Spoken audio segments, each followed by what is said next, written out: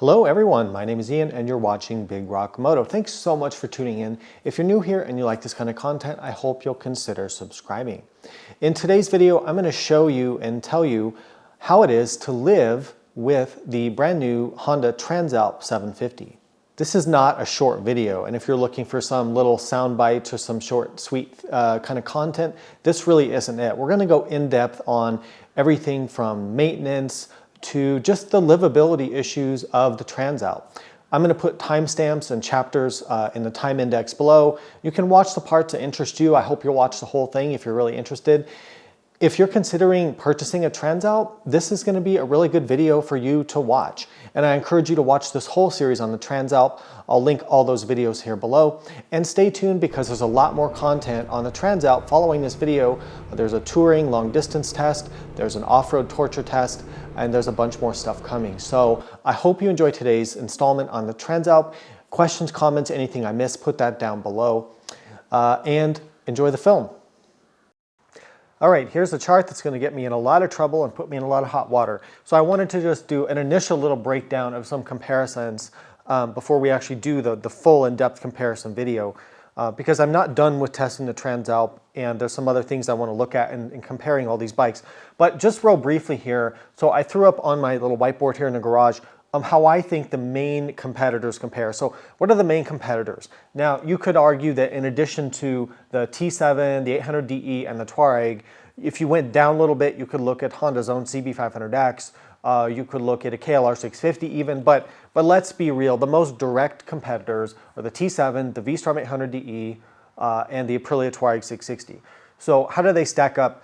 In terms of price, the Transalp is leading there. It's under $10,000. Yamaha's $800 more than that. This is in US dollars, of course. The v-strom's $11,349, and the Touareg is more premium, $12,299. In terms of weight, they all weigh 450 pounds, except the v-strom is about 60 pounds more. Yeah, that's kind of too bad because the v-strom's an amazing bike other than being a little bit overweight. Tubeless tires, nobody has tubeless. The only person who has tubeless is the Touareg, so that's a win there. Cruise control, again, you only get that on the Touareg. Touareg also has a suspension that is far, far beyond any of these bikes. And the other electronics on the Touareg are the best too. Fuel range, the v-strom wins that. It has a big, like 20-liter tank, 5.3 gallons, 225 miles on the v-strom. Transalp about 200 miles. It's got the 18-liter tank. T7 has a smaller fuel tank, 175 miles or so. Touareg is about 200 miles right there in the middle. And then I gave them a 1 through 5 out of for performance on the road, on the trail or off-road, and then in terms of comfort, right? Just 3 categories. I know it's not everything, but those are the 3 things right now to look at it. So for me on the road, it's the Transalp and the 800DE are the best performers on the road. The Touareg is a close second, and then the T7 is a distant third, I would say. It's compared to those for riding on the street, touring, things like that. Riding off-road, the Touareg absolutely hands down is the best out of all these. And I've tested all these bikes thoroughly. I've owned all of them except the v-strom 800DE, but I put a lot of miles on that one. In second place on the trail, I'd say the 800 and the T7 would be my second place choices for on the trail. And then the Transalp just gets marked down, even though it's super capable, really, it'll go all the same places. You know, the electronics are really, really annoying. And the ground clearance is a little bit less, obviously, that we've showed that. And the, what was the third thing? And the suspension is not quite as good as any of these other bikes. So I do have to mark that down there. Comfort, Transalp wins that. Absolutely. The v-strom's a close second. The Touareg's pretty good. I would give it a 4. The T7, unfortunately, the seat I don't find comfortable. The windshield has a lot of buffeting. It's not very good wind protection. Overall, I just find that to be a little less comfortable bike for covering miles than any of these other 4 here, or any of these other 3 here. So that's a very early look at comparisons. There's no winner. There's no loser. It's not that simple, right? But I just wanted to kind of throw this up here to give us something to start with. Seat height and riding position on the Transalp. Very important topic to cover in terms of you're going to have to live with this bike every day, parking it, getting on and off, whatever. If you're a shorter rider, it's 33.7 inches or about 850 millimeters with the standard seat. There's a low seat which drops it to, I believe, 820 millimeters, and I don't know the inches on that, but I'll put that below. So you have some options there. Now I will tell you, for a bike with an 850 mil seat height, it doesn't quite feel that high. It feels lower than that to me. I think part of it is the suspension has a bit of sag in it. It's soft, and the seat has these rounded kind of sculpted edges, so your legs can reach the ground easier. So it's not like a big flat seat up front where your legs are kind of splayed out. So that's good. Let me show you. So I'm 5'10", 1.78 meters, 32-inch inseam, and I'll show you my position here on the bike. So for me, I mean, it's very easy for me to flat foot the bike. I can flat foot on both sides, and I can put my legs down. It feels very light. It doesn't have the slightest sense of being top heavy. That's a huge deal with the Transalp versus the v-strom 800, versus the Tenere 700, versus bigger bikes like GS's and Tigers. This thing feels to me is one of the lightest bikes in the class, maybe the lightest and easiest in terms of the center of gravity in the middleweight adventure class. I'm thinking about that statement, but no, I think this is probably the best in terms of the friendly feel, the feeling of low weight and low center of gravity. Seat height is really reasonable. In terms of riding position, you can see the ergos are very relaxed. I have my bars rotated just a couple degrees forward, but it doesn't impact it too much because for off-road I like that. But it's super comfortable. The seat is comfortable, handlebars are wide, relatively high. Leg room, really good, even for someone my height. I like having this much leg room with, but still having a relatively low seat height. Some bikes, they give you low seat height, but then your legs are up like this. On this bike, you have a lot of room. It's super, super duper comfortable to ride this bike. One of the most comfortable adventure bikes. This is a more comfortable touring bike than the Africa Twin. I'll prove that later. People are going to get mad that I say that. I'd prefer to tour on this than an Africa Twin any day. Better wind protection, more comfortable, better seat, better ergos, smoother engine. Yeah, this is a better touring bike than an Africa Twin. People are going to get mad. I'll have to back that up later. This is also a better off-road bike than an Africa Twin by far because it's so much lighter. Now, I'm cheating because I've bought some Amazon highway pegs, put them on my crash bars, and now I can really cruise in style. They're Amazon, you know, cheap ones, so they'll probably fall apart. But the point is, I can rest my legs there, stretch out on long rides. That's pretty awesome. So the overall comfort and usability, seat height, you know, feeling of weight is amazing on this bike. One of the best attributes of this thing. Yeah. Let's talk about the ground clearance on the Honda Transalp. There's been a lot said about this, and it's one of the most commonly sort of debated things, frankly, from internet armchair commenters who actually don't own the bike and haven't ridden one. Here's what happened, I think. You know, Honda put out the photos of the bike, and people saw the exhaust and the oil sump kind of sticking down. And you've seen photos from me and other content creators and other riders. And when you see that without a skid plate, it does look really vulnerable, and it is. Number one, you have to have a skid plate if you're going to do any off-roading on this bike, even like gravel roads, dirt roads, because it's just so vulnerable. So you got to get a skid plate, but that's true of pretty much every adventure bike out there. So I don't really give it any demerits for that. In terms of the actual ground clearance itself, it's just not the big deal that everybody is saying. I've spent a few days at the Adventure Rally about a week ago, riding this bike, chasing people around on KTM 790Rs and 890Rs and Tuaregs and all sorts of stuff like that. And I was never held back by the ground clearance. The only thing that was holding me back was really my own skill, the tires. These tires are not great in sand, and then maybe the electronics that keep resetting. And when I get home, trying to clean the air filter, which is a huge pain, which I showed in the other part of the video. So, but really the ground clearance is not the issue here in terms of the Transalp as an off-road bike. I'll put up a chart here. I stole this from Ben Dork in the Road. If you don't subscribe to him, you definitely should be. Great guy, great channel. He's been doing Transalp videos as well. He shows a chart with the ground clearance. It's more than a GS. It's more than a KLR 650. It's more than a CB500X. It's right in the category of where it really should be. It's a tiny bit less than a v-strom 800. It's about an inch less than a Tenere 700. So let's show this right now. So I'm going to measure. Now, this bike does have the Outback Motortech skid plate, where you lose about a ½ inch of ground clearance, but you have to have a skid plate, otherwise you just can't ride the bike off-road. So I'm going to measure this. Both of these bikes here are on their side stands, and I'm going to measure straight down from the middle of the skid plate to the ground in the straightest line I can. The Transalp is 8 3/4 inches when I do that measurement. Now, this is my KTM 890 Adventure R. This has the most ground clearance of any adventure bike you can buy. So it's class leading, right? So let's measure this one, and I have got the AXP skid plate on this.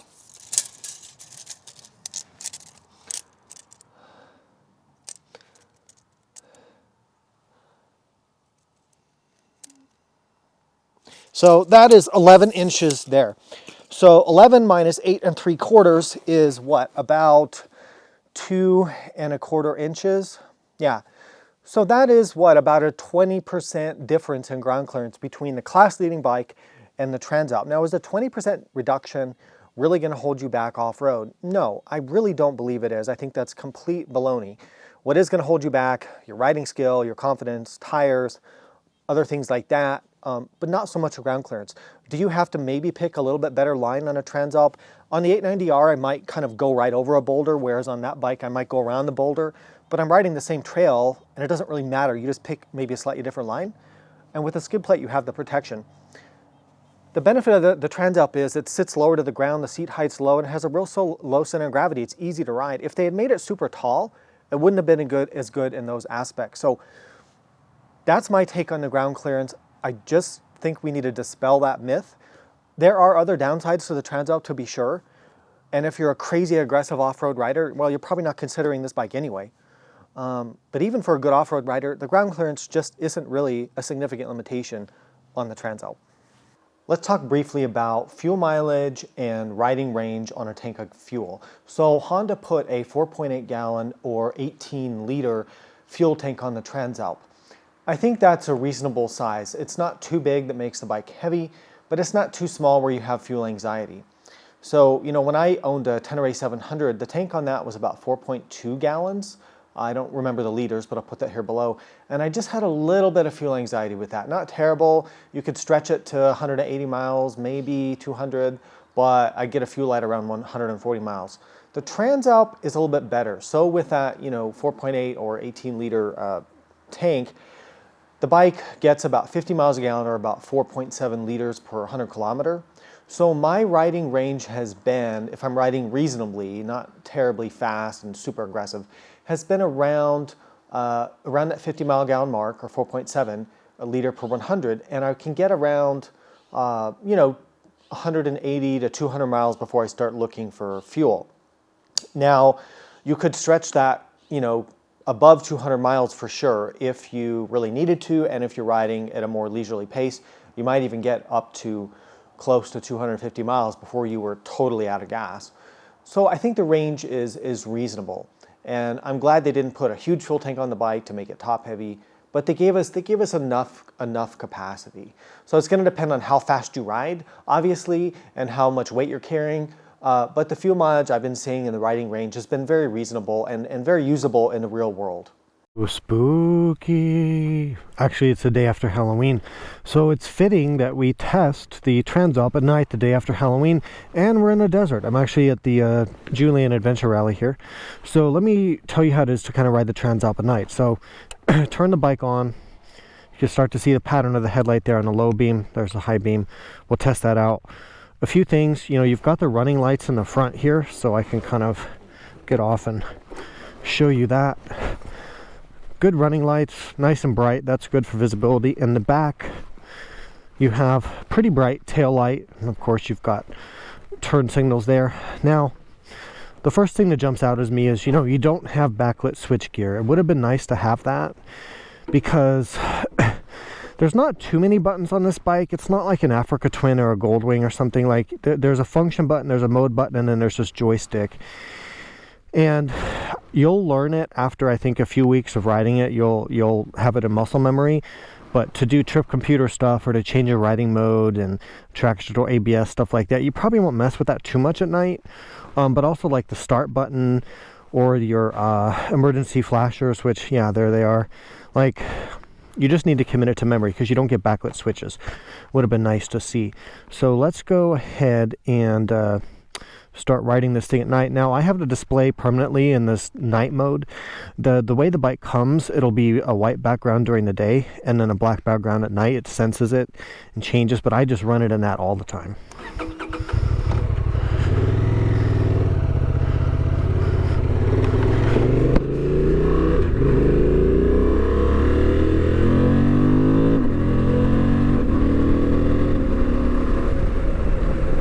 What a great motor. I can't get enough of this engine. So the light, the spread of light is pretty good. Like, I don't know if you can see on the video, but it's lighting up the sides of the road pretty well. And then if I run the high beam, it gives a pretty good spread. I would say this is above average for a motorcycle, even a modern motorcycle. There's a lot of light spread. I just wish it was a little brighter, because I feel like if there's a coyote or a dog or some animal or something, that I'm not going to be able to see it that well. I'm riding along at 55 miles an hour and I'm fairly comfortable, but I could really wish for some more light. Obviously it would be nice, but the factory lights are going to be good enough for most people. But if you ride in very dark country areas like this at higher speed, that's where you need to think about extra lights. But I don't know that I would get fog lights because it has so much illumination onto the sides already. But I think I would like to see like more of a distance light, and just to give me more light in general. Other than that, I mean, we've already talked about, you know, the switch gear and how I wish that was backlit, but really there's not too much to complain about in terms of the factory lighting.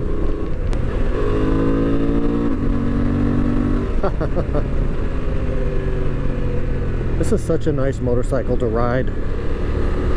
So in the corners, you have the typical problem in the corners where the beam kind of cuts off when you lean over. So if I lean over like into this corner here, you can see the beam kind of cuts off. You can't see through the corner very well. That's the problem with all motorcycles, except for the very high-end motorcycles that have like an adaptive headlight, you know, the corners with the bike. But that's only on super expensive bikes that you see that.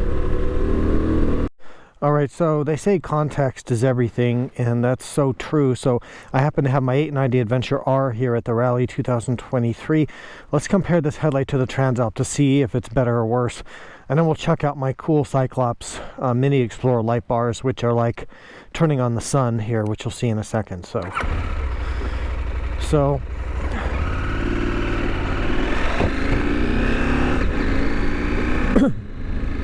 taking off on the 890, you're going to hear a lot more wind buffeting because this bike, there's so much more wind noise on this bike than the Transalp. Oops, that's my that was a preview of the aux lights. So the factory light on the KTM is definitely a lot brighter, has more light than the Honda. I'm kind of surprised by that because I don't remember the KTM being that good, but I guess relative to the Honda. So now I see why the Honda was made me a little bit nervous. It just seemed really dim, like there just wasn't a lot of light output. I would definitely say this KTM, and this is just the low beam, this is a lot more light. Like I'm a lot more confident riding this at night than I am the Honda. So that Honda, I think, definitely is a little bit on the low end in terms of light output. Now if you wonder if auxiliary lights are really worth the money, because they can be quite expensive, let me show you this. It's just ridiculous. It's like having the sun shining on the road in front of me. I mean, look at the difference. So these are my Cyclops Mini Explorer LED lights at 100% brightness. That's craziness, man. That's crazy. All right, now that we have the Outback Motortech crash bars, the skid plate, and the Barkbuster VPS handguards, or the 2-point handguards, let's see how she does in a drop test. When I dropped it before in the first or second video without the stuff, I did get a little bit of scratches here. I did bend my clutch lever, which I still need to replace. Let's see how she does with the crash protection and see how it is to lift now that we've got a little bit more standoff here. So this is going to be a little painful to watch. Sorry.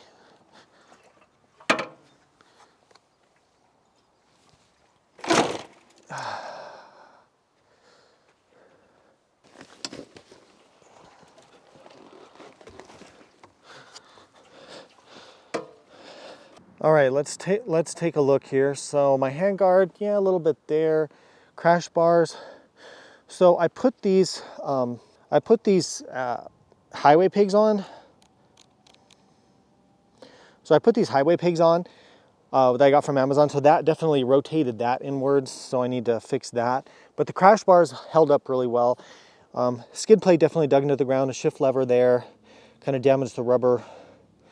Sorry, now you can see it. I kind of damaged the rubber there on the shift lever a little bit. Skid plates, I mean, sorry, not skid plate, the foot pegs a little bit dirty. But really, you know, overall, and actually it was easy to lift. It was quite easy to lift. A little bit easier now that I have the crash bars on it. All right, let's cover the electronics on the Transalp 750, the good and bad. What are the good parts? The the TFT screen is bright, legible, and it's a decent enough size. It's not the best, but it works well. I like how you can customize different displays. It gives you 4 different ways to display the information, which I'm showing here. I'm a fan of this Type 3, this one here. This is the one that I find myself using. To navigate the menus and things like that, you use this joystick here on the left handlebar, and there's a mode and function button, and it's relatively easy to use once you get the hang of it. You can also change the brightness in the background. I like running the black background. You can also change it to metallic or auto. Auto is going to be dark at night, white during the day. I just run it on black the whole time. I find that to be the best for my preference. So going back to the display, I like you have a fuel gauge. You have good information down below. You have a gear indicator. A temperature gauge for the engine coolant, which is nice. It shows you the actual temperature instead of just like a dummy gauge or something like that. What you don't get is ambient temperature, so that's kind of weird. You get a clock at the top, and you get down at the bottom. Let me scroll through here. You have 4 screens at the bottom. So you've got odometer, instant consumption, average consumption. That's from when the bike was new. Then you have trip A stuff, trip computer, how much fuel you've consumed on that trip. So on this 344 mile point 4 trip, I've consumed 7.3 gallons. I like having that. That's actually very useful to see how much fuel you've consumed between gas stops, because then you know how much you have left doing some quick math in your head. I appreciate that. You can see the bike's actually getting high 40s in miles per gallon, and I've been pretty hard on it. Trip B, you've got the same stuff, you've got voltage, and I believe you can customize some of this stuff too down below if you want, but I like the way it's set up now. Then you've got a 4th screen, which is like, shows you how far you've gone on reserve and things like that. Now, let's go into the ride modes. For the ride modes, so if you hit the mode button, you can see the bike has user, sport, standard, rain, gravel. User, sport, standard, rain, gravel. All right, so what changes in the ride modes is that, number one, a common myth is that people think it has different amounts of power. No, that's wrong. On most motorcycles, I would say the ride modes, they don't actually change the power, they just change the power delivery, how it feels with the throttle. Now, so on the Transalp, I keep saying Africa Twin because it kind of looks like an Africa Twin setup. Power is the throttle response. How sharply is the throttle going to respond, okay? Then you have engine braking, how much engine braking you have. It makes a slight difference when you change the setting. I don't really mess with it too much. It's not too noticeable. Traction control and ABS settings. All right, so like if you look in the standard mode here, you've got 3 out of 4 on power, you've got 2 out of 3 on engine brake, traction control is 3 out of 5, and then ABS is set for on-road. The modes are all configured as they are. You've got rain, you've got gravel. The only one you can start really changing stuff is in the user mode, all right? So if you go into user mode, now you can customize things, and it will remember these settings, except for if you turn traction control or ABS off, it's not going to remember those things, and that's the problem with this electronic system, is Honda's lawyers messed everything up and made it horrible, because now when you ride off-road, well, I'm going to show you what the issue is. So if you hold down mode, if you're in user mode and you hold down mode, now you see it starts flashing. You can change the power. I like to have that all the way up. Engine braking all the way up. Now you're in traction control. You can see you have 1, 2, 3, 4, 5 levels, and then if you want to turn it off, so when you're down to 1 bar, instead of holding it down, you have to go the opposite way and hold it up. Hold the joystick up, which seems counterintuitive and stupid, but you get used to it. And then you get a light here saying, okay, traction control's off, now you can have unlimited wheel spin if you want. It's not going to remember that setting though if you turn the bike off, which is dumb. Now to change ABS, so it's got on-road ABS, which is pretty intrusive. It's set up for pavement. Off-road ABS, which is slightly less intrusive. It's only good, the off-road ABS setting is only good, and I've tested it on like a smooth gravel dirt road with no steep hills or no loose surfaces. Then it's actually not too bad. But anything resembling off-road terrain, you cannot use this ABS. It's too intrusive, and it could cause you to have an accident because it's just too intrusive. Meaning, to turn it off, what you have to do is you have to hold the up arrow or the up joystick. Then it gives you a prompt, cancel ABS RR. You have to scroll then up to yes and then hit the right joystick. Now it's confusing because it still says ABS off-road, but this is flashing, and now there's an indicator down here with an arrow that points to the rear wheel, says ABS off. So now you know your ABS is off. And then to lock that setting in, well, it doesn't really lock in, but to turn off the flashing, you hold mode. Now you're set up. Now I've got no traction control and I've got ABS off. So that's how I ride this bike off-road, because the electronics are just far too intrusive. They're not set up for dirt riding at all, unlike the Africa Twin or most other adventure bikes. So I find that very frustrating. Here's the problem. You got this all set up, you're doing great, you stop, right? Okay, turn the bike back on. Now this is the bad part.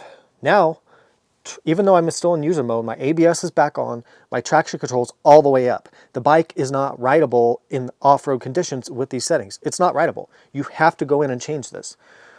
So, like I said, unless you're on like a perfectly flat, graded dirt road with no loose surface, then you could do this, but otherwise, nope. So every single time. So what I do is I use the kill switch when I'm stopped on the trail during the day. I don't turn the ignition off because it's too much work to go in and do this, and I start cursing it. So I just turn the ignition off, I turn the bike off with the kill switch, leave everything on for up to like half an hour, 40 minutes or so. If you're gonna stop for more than like half an hour, you probably need to turn the key off so you don't drain your battery. That's what I do, because otherwise it's just far too frustrating. I know why they do this. It's because Honda's lawyers are conservative and they don't want somebody to say, oh, I slid on the pavement and because they didn't reset, you know, the ABS was turned off and now I'm gonna sue Honda. But for people who ride off-road, this implementation, it just sucks. There's no other way to put it. All right, what I'm about to show you, I'm not recommending, I'm not condoning, it's not approved by Honda, it's not approved by the NHTSA, the Air Traffic Safety Board, the DOT, or anyone's lawyer, but I've been experimenting with this. So if you want to ride the Transalp off-road and not have to deal with the traction control and ABS, there seems to be a way to work around this. So under the seat, which comes off real easy with the key, is the fuse box. In the fuse box, you can see there's a fuse right here, ABS main 10 amp fuse. It's this fuse right here, super easy to get to. So what happens is when you pull this fuse out, it turns off the ABS and the traction control, and they stay off. So we potentially have a workaround here. Now, it wouldn't take too much ingenuity or effort to pull this fuse box out, access the wires, the two wires that go to that fuse, potentially, hopefully, and then put an inline switch and run that switch up to your handlebar. I'm going to try doing that, not in this video, but maybe in one of the future episodes, and see what happens. Because here's the thing, the ignition, with the ignition on, so let's pretend you had the switch. Ignition's on right now.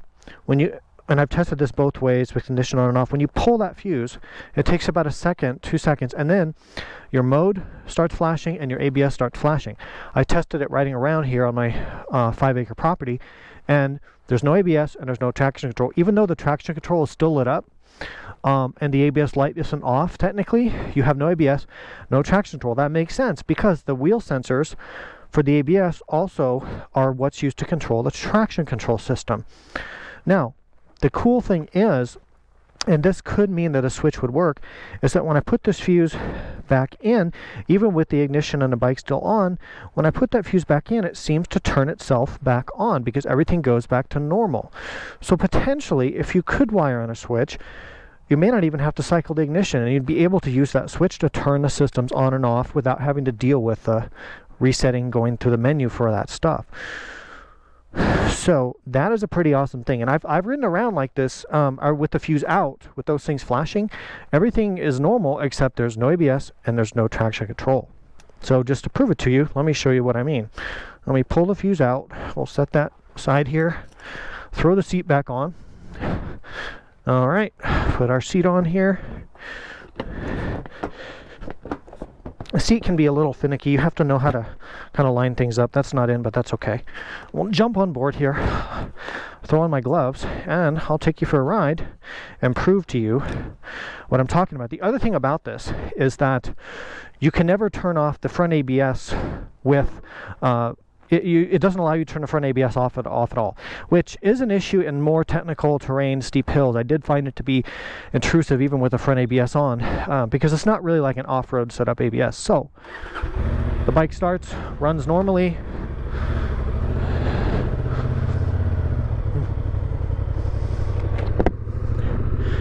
And riding around, let me do a brake test here. Okay, that's fully locking up the back. And the front, yep, I can skid the front now, so there's no ABS. Traction control, nope, there's no traction control. As you can see by the huge dust clouds I'm able to spin up here, which I'm sure the neighbors love. But yeah, so there's a potential workaround. I don't know the implications of this. I'm not saying you should do this. I don't know if it's going to void your warranty. I don't know if Honda's lawyers are going to send you a nasty letter. I don't know. But I can tell you from my testing, it works. So there you go. All right, let's talk about two subjects that have been really controversial out there on social media about the Transalp. Cruise control and the lack of tubeless tires. Let's cover cruise control first, because we can cover that really quick and move on. I believe, I mean, I don't know, obviously, I don't work for Honda, but I believe the reason that they didn't put cruise control on the bike is probably two factors. One, price, keeping it under the $10,000 mark here in the US, which is a good price for this kind of bike. And two, they don't want to cannibalize sales from their existing Africa Twin. You have to think, put yourself in Honda shoes. If they have the Africa Twin at, you know, whatever, $16,000, $17,000, $18,000, and they have this for $10,000, if they put all the equipment on this, the tubeless wheels, the cruise control, the more advanced electronics, all that kind of stuff, performance, you know, then why would you buy an Africa Twin? So that's what they're thinking. They want to upsell you to that higher spec, more expensive model. That just makes sense as a business.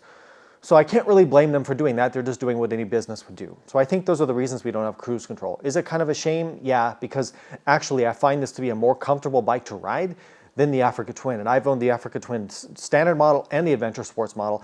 And I find this more comfortable in terms of seating, ergonomics, wind protection, engine vibration, all of that, than the Africa Twin for touring on the freeway. That's a crazy statement, but I'm honestly finding that to be true. So I think Honda accidentally made this almost too good. And it would be nice to have those premium features, but I get why it doesn't have it. Okay, let's talk about the tubeless versus tube wheels. So the bike has spoked rims, which is an off-road setup for strength and for impact absorption, right? For riding over rocks and things like that. And you kind of expect to see that on an adventure bike. But when you put spoke wheels on a bike, the challenge is, well, then how do you make it tubeless? Because the spokes go through the middle of the rim, right? And there's a hole, or there's a hole in the rim so that the air is not sealed. So there's a couple ways manufacturers get around that. Some of the bikes like BMWs and Triumphs, Harley, I've seen a lot of designs like this where they have the spokes coming externally out the side of the rim. So it's a different kind of rim design, which is probably more expensive. Some companies seal the inside of the rim, like the KTM 890 I'm looking at over here near the corner of the garage. It has a rim strip to kind of seal the spokes, but that is very prone to failure and leaking, and it's a very common issue. So there's ways they can do that, but I think Honda chose to just give us spoked wheels with tubes, one for price, for simplicity, right?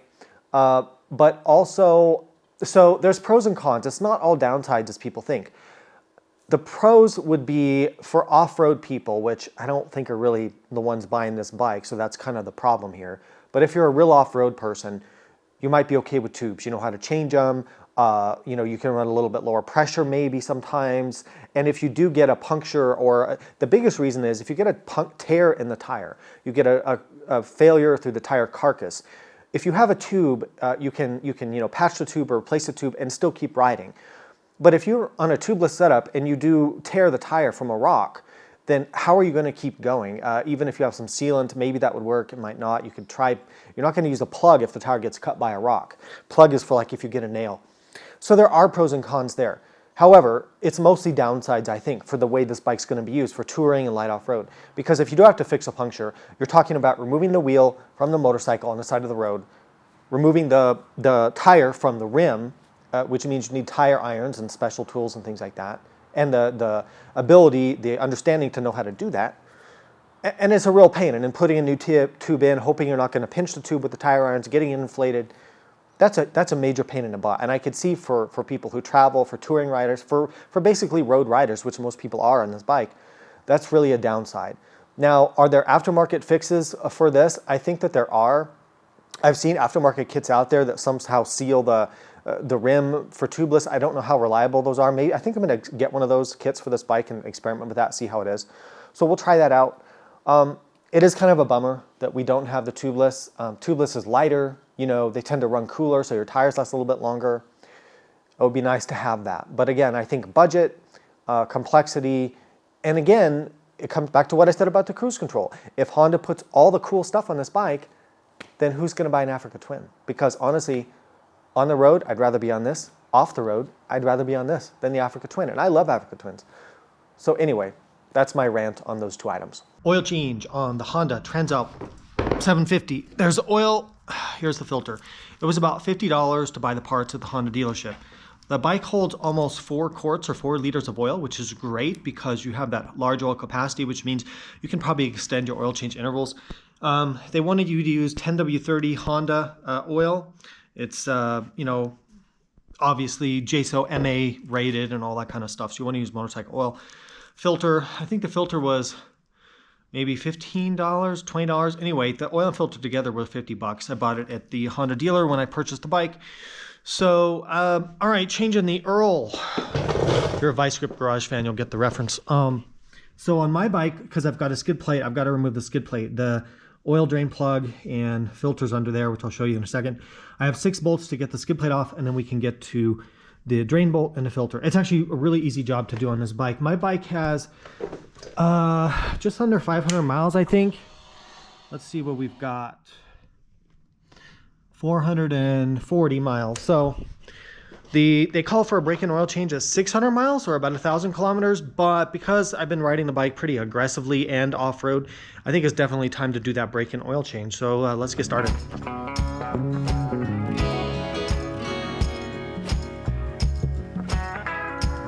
All right, coming down underneath the Transalp engine here with the skid plate off, you can see there's my skid plate bracket right there. The oil drain plug is right here. You can see that a silver plug there on the back of this little, what do you call this thing? A protrusion, the oil pan. I still have to say that this is one of the dumbest things I've ever seen in my life, where they would, like, it's almost like they purposely, and I know they didn't purposely do this, they probably share this part with the Hornet or the other bikes that have this engine, but it just drops down here like this. It's just, wow, what a design that is. And then, of course, the exhaust too. And the oil filter is right there, so you can see it from the front. So that's really easy. So I'm going to go ahead and get the oil drained out, oil filter off, and we'll do a little time lapse.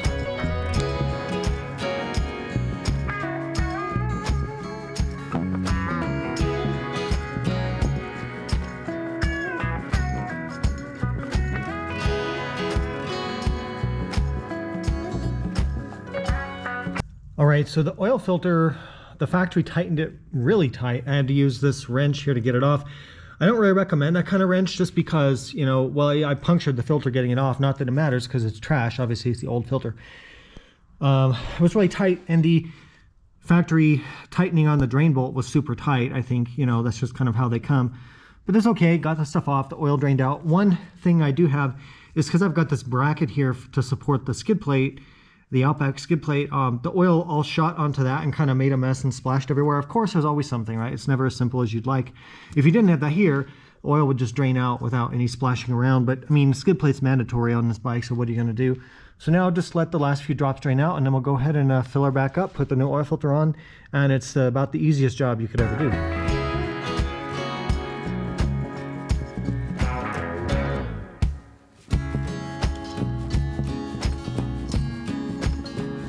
All right, oil change is done, except I got to throw the skid plate back on, which just takes a couple minutes.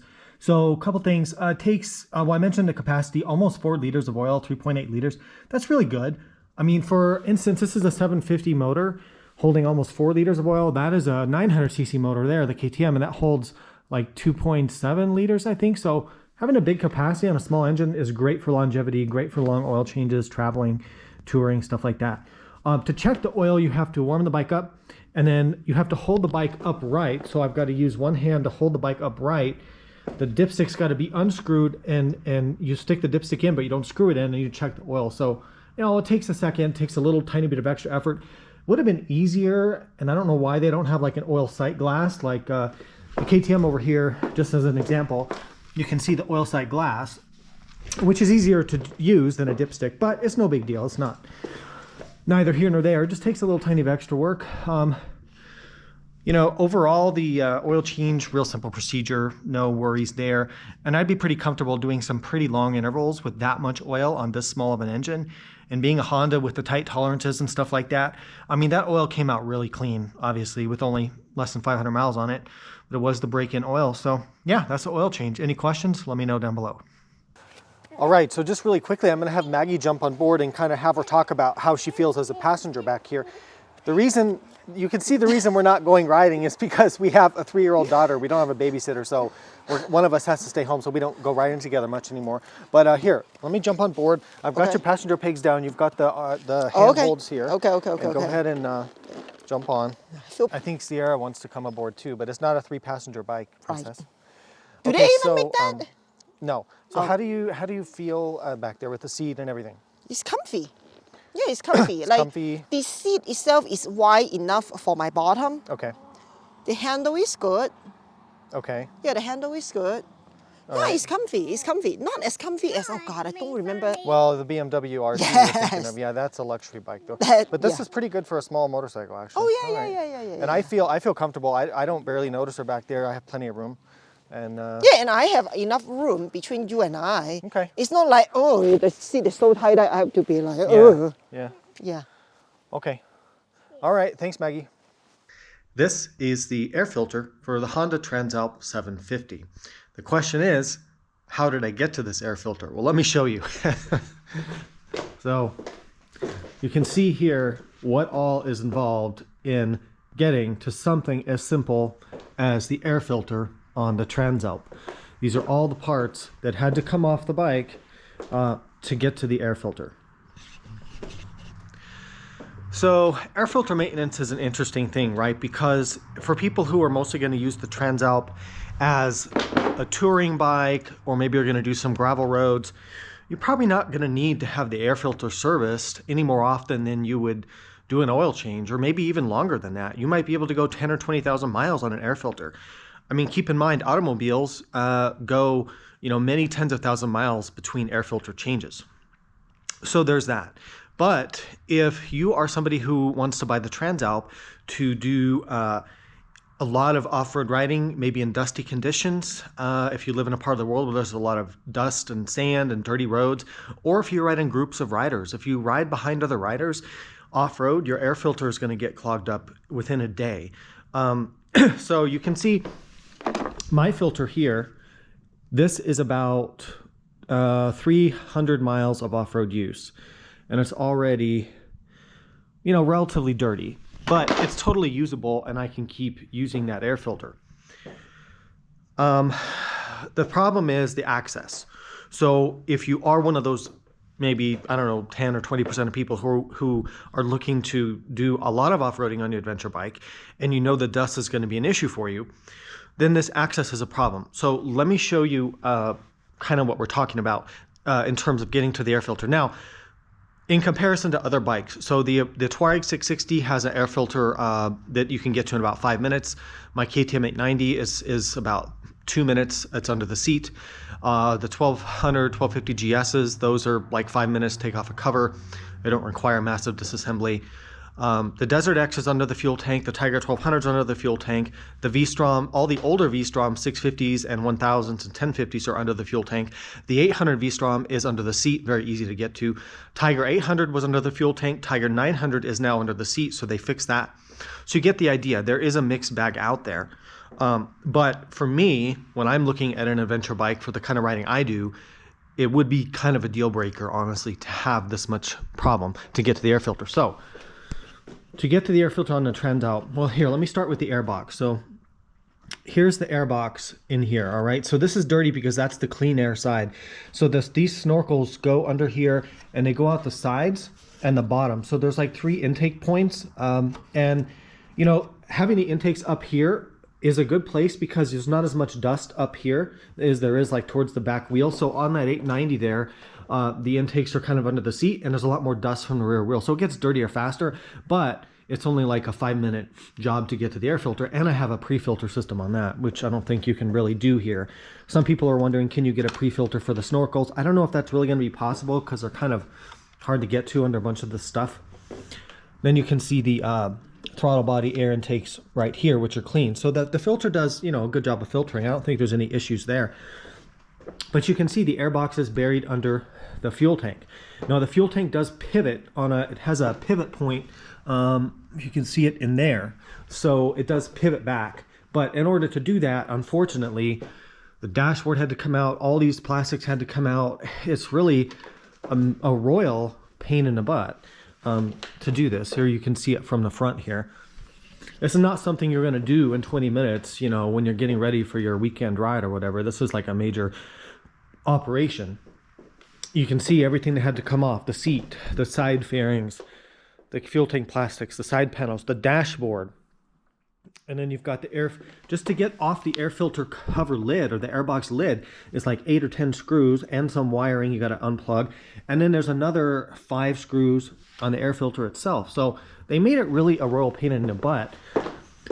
Over here, this is all the hardware. Well, not all of it, but this is a lot of the hardware that had to come out. You've got 3 different length screws here. You've got these screws here. You've got another bolt. You've got more clips, and these plastic clips, they always break. I already broke one. Different lengths. So I mean, this is not a fun job to have to do. So what I'm going to do is, so when I took the air filter, when I got to the air filter to gain access to it, I didn't film that because it was like an hour and a half of work for me to doing this without instructions, because of course the owner's manual doesn't have instructions, and there's 0 instructions anywhere online because the bike is so new and nobody else has done this yet.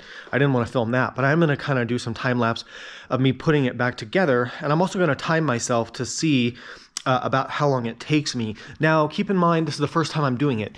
If you do it the second or third time, it's probably going to be maybe half the time if you're really quick at getting stuff on and off and you have practice with it.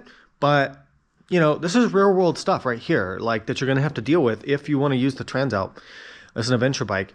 You know, I mean, one of the great things about the Tenere 700, among many, is that, you know, you've got that airbox right under the seat, really easy access. And unfortunately, we don't have that here with the Transalp, which is sad because everything else about this bike is really amazing. So